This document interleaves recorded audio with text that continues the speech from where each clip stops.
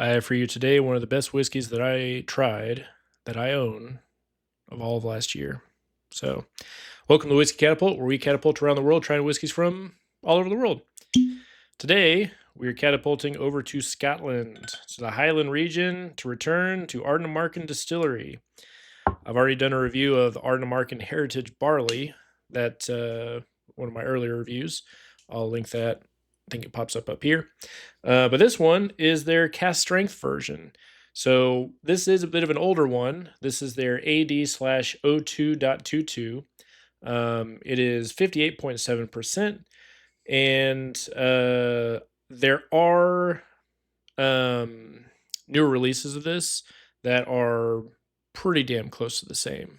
So if you can't find this specific one, their regular Cask Strength version is right on par. So don't feel discouraged, and that'd be the other recommendation for this one. So Ardnamurchan, this one is going to be, I believe they do a 50-50 on unpeated and peated barley. Oh yeah, it's right there in the nose. Faint peat smoke, light fruit, a little bit of pear. Almost like campfire smoke. Believe it or not, almost like a vanilla ice cream. It's kind of weird. And a little bit of dusty. So this one doesn't say the age on it, but if I remember correctly, they're in that kind of that 7 to 10 year range. This one released before their 10-year officially released. So I would imagine this one's probably more in the 7 to 8 year range. But it doesn't say specifically on the bottle. Good nose.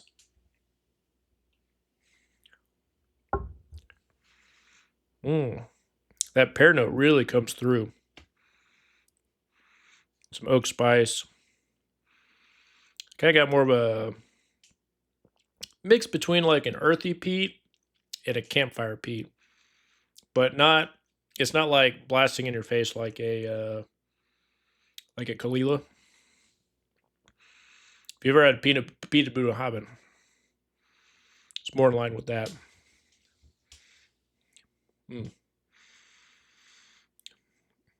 It's almost got a, which it doesn't say if it's used or not. If you've ever had a STR cask finish whiskey, or a whiskey that's used STR cask, there's like a little bit of a creaminess that kind of comes through that. Kind of get that a little bit in here too. And that could be the ice cream note that I was picking up on the nose that's coming across on the palate.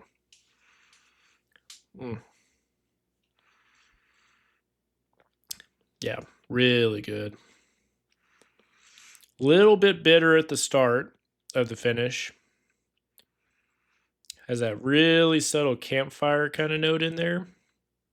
There's a campfire smoke, like you're just kind of sitting outside by a campfire. But then it's mostly that light fruit, almost pear-like note that's just kind of lingering on for a little bit. And this one lasts a while. So, man, this one's good. So, I like Ardnamurchan. I know I feel like I say that for a lot of these videos. I like the distillery. Of course I like the distillery. I bought the whiskey. And more importantly, I'm talking about it. It's not often I talk about a bad review. But yeah, this was, I cracked this open last year, 2025, the time I'm recording this video. And when I first opened it, it was hot. I mean, I could barely get through the first glass. It needed time to open up. And I was like, oh man, did I make a really bad decision? Because I technically have a second bottle of this one. I kind of bought it on accident, actually.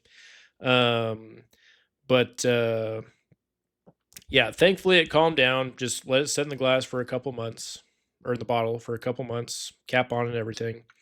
And when I opened it up again, I was like, it's been a while. Let's see if it, calmed down a bit. Oh, it's lovely. Absolutely good stuff. But The reason I bought a second bottle of this is because I forgot that I already had this one. And that was my reasoning for, oh, I need to make a spreadsheet of the whiskeys that I have because clearly I don't remember them well enough. And that was the second bottle that I bought a duplicate of on accident. Happy accident because I'm glad I got a second one because I really like this one. Okay, just being in the glass for a little bit. I have not added water to this yet. The peat smoke is softened a little bit. It's opened up a little bit more. You definitely get more of the pear and kind of ice cream note in there. Yeah.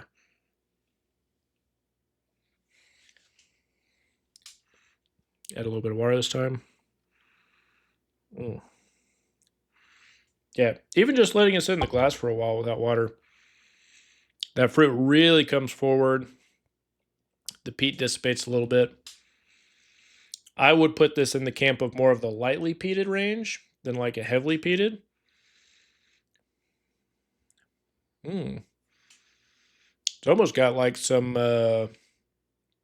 salty air, coastal kind of note to it now. Kind of like sea salt and caramel without the caramel. I don't know if they have just regular sea salt ice cream, but that's kind of what it tastes like. It's wild. Yep. Still has that little campfire smoke in the background for the finish, but that fruit still comes forward. I don't really get the bitterness now. It's not really coming through on the finish now, so maybe just need a little bit of time to sit in the glass, open up a bit. So, okay, with water, the fruit's really coming forward now. It's like a ripe pear note. Smoke is softened.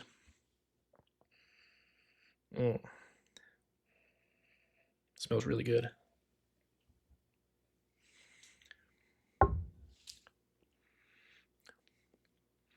Yep. More fruit coming forward now. The earthy peat's still there. It's still pretty mainstay.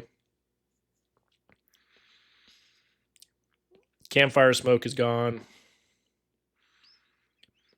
Still has that kind of ice cream, salty sea salt kind ofness in there. As I said, the sea salt's really hitting on the secondary back in now. That's wild.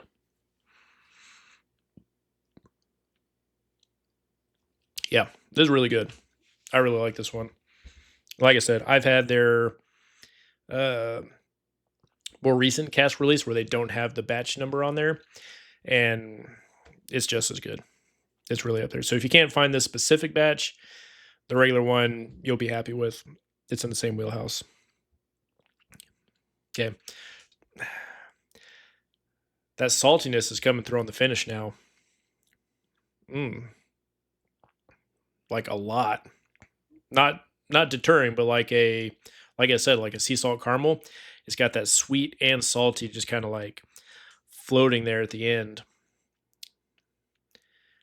Still a little bit of the campfire in there. Bitterness is basically gone. That's basically turned into saltiness. So, wow.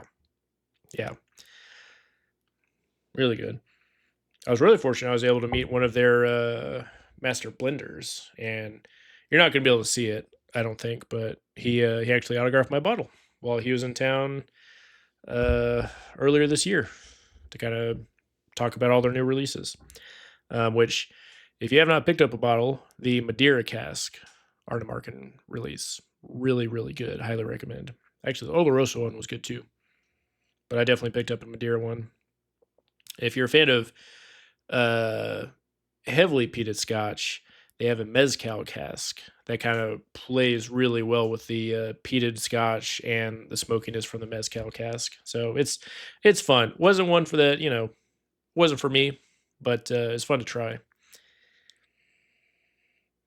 Yeah. This was, it was before I had the channel, but I did kind of a top 5 whiskeys of the year for my friend group that I'll kind of do like a Snapchat or something and send to them. And I think this one was, if it wasn't my number 1, it was my number 2 for last year. and absolutely wonderful. I get the hype.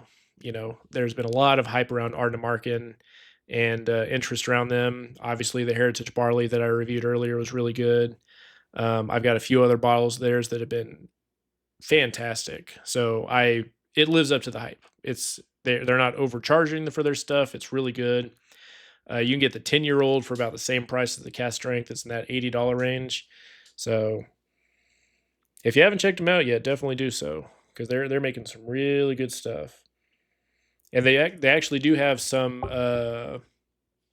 AD non-Cask Strength releases that are 100% unpeated. You can also find those from independent bottlers like Adelphi, or I think Signatory has done some, where it'll say unpeated Ardnamurchan, and that stuff's really good too. I've had a couple of examples there, and man, it hits really nice. So yeah, definitely recommend. And again, if you can't get this batch, which is 02-22, then just get their regular Cask Strength. You won't be disappointed. It's pretty close by. So if you enjoyed this review, hit that like button and subscribe to see where we catapult off to next. Cheers.